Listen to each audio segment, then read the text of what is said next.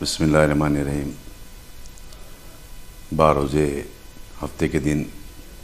Medak district Medak headquarter में जो communal riots पे थे, मदरसे मिनाजुल कुरान के जो क़ुरबानी के लिए जो जानवर लाए गए थे, उस असना में आरएसएस हिंदुवानी भारतीय जनता पार्टी के चंद लोग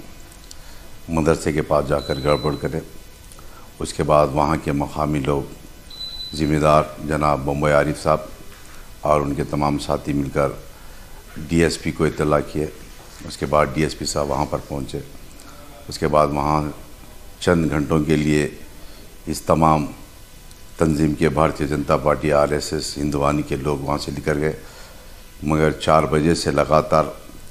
मेदक डिस्ट्रिक्ट मेदक हेडक्वार्टर पर जो मुस्लिम प्रॉपर्टीज़ है, तमाम प्रॉपर्टीज़ को और हॉस्पिटल को, और एक मेदक में मशहूर हॉस्पिटल है ऑर्थोपेडिक हॉस्पिटल, उस ऑर्थोपेडिक हॉस्पिटल के अंदर जो इलाज कर रहे थे उन तमाम पेशेंटों को भी मारपीट किया गया और दवाखाने को, हॉस्पिटल को भी डैमेज किया गया। इस असना के अंदर सदर मोहतरम जनाब नक़ीब मिल्लत बैरिस्टर असदुद्दीन साहब को इत्तला मिलने के बाद जो तेलंगाना के डीजीपी साहब गुप्ता साहब को और आईजी तेलंगाना साहब को, एसपी मेदक को, तमाम आला अहदेदारों को बात किए। उसके बाद मैं समझता हूँ चंद घंटों के अंदर मेदक के अंदर कई ऐसे वाक़यात हुए, करीब 10 से 15 लोग को मारपीट कर किसी के हाथ, किसी के पैर को फ्रैक्चर किया, किसी के सरों को खोल दिया गया। कई लोग ऐसे घरों के अंदर भी इलाज कर ले रहे, मगर इस तमाम जब 11:30-12 बजे के दरमियान में आईजी साहब वहाँ पर पहुँचने के बाद लाठीचार्ज की गई और उसके बाद कंट्रोल में आया। मगर सदर मोहतरम ने डिमांड किया चीफ मिनिस्टर साहब से, होम डिपार्टमेंट से, और जो आज इंटेलिजेंस जो सीएमओ देख रहे हैं सिवर्धन रेड्डी साहब को भी सदर मोहतरम जनाब नक़ीब मिल्लत बैरिस्टर असदुद्दीन साहब ने फ़ोन पर बात कर तफसीलात बताएं। उसके बाद भारतीय जनता पार्टी के जो भी लोग हैं आरएसएस के हिंदुवानी के, उन तमाम को अरेस्ट किया गया और पिछले 2 दिन से इतवार के दिन और हफ्ते के दिन रात से एक तरफ और इधर भी कई लोगों को अरेस्ट किया गया, कई लोगों को रिमांड किया गया और कई लोगों को अभी रिमांड में बताया नहीं गया। मगर मैं समझता हूँ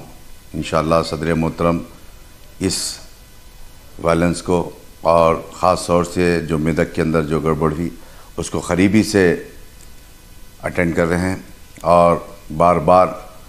तेलंगाना के पुलिस के आला अहदेदारों को बता रहे हैं, और जो भी हजरात को रिमांड किया गया, मेदक से लाकर संगारेड्डी जेल में रखा गया, उन तमाम की मजलिस की जानिब से कोर्ट के अंदर वकालत वकीलों को भी ठहरा किया गया। और जनाब इस केस को देखने वाले हमारे मेदक के प्रताप रेड्डी साहब मशहूर एडवोकेट हैं, वो आज हैदराबाद के अंदर भी हाई कोर्ट के अंदर प्रैक्टिस कर रहे हैं। उसी तरह से मेदक के सीनियर एडवोकेट है प्रताप रेड्डी साहब,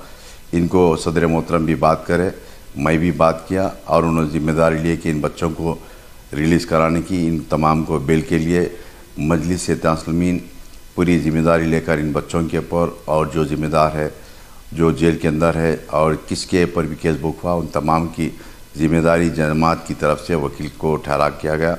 मैं समझता हूँ इंशाअल्लाह 1-2 दिन के अंदर इन तमाम के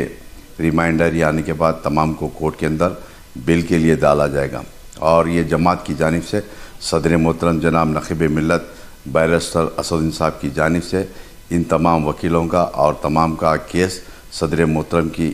ज़ेर निगरानी और ख़ास तौर से उनके निगरानी के अंदर इन तमाम चीज़ों को किया जा रहा है।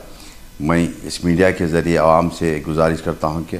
आप तमाम हजरात इत्मीनान से रहें। मेदक के अंदर, मेदक टाउन के अंदर, आसपास के छोटे छोटे गाँव में जो रहने वाले उन तमाम से गुजारिश करता हूँ कि आपको किसी से डरने घबराने की ज़रूरत नहीं, क्योंकि सदर मोहतरम घंटे को 2 घंटे को तमाम आला अहदेदारों से रिपोर्ट ले रहे हैं और मुझको भी हिदायत दी है कि मैं भी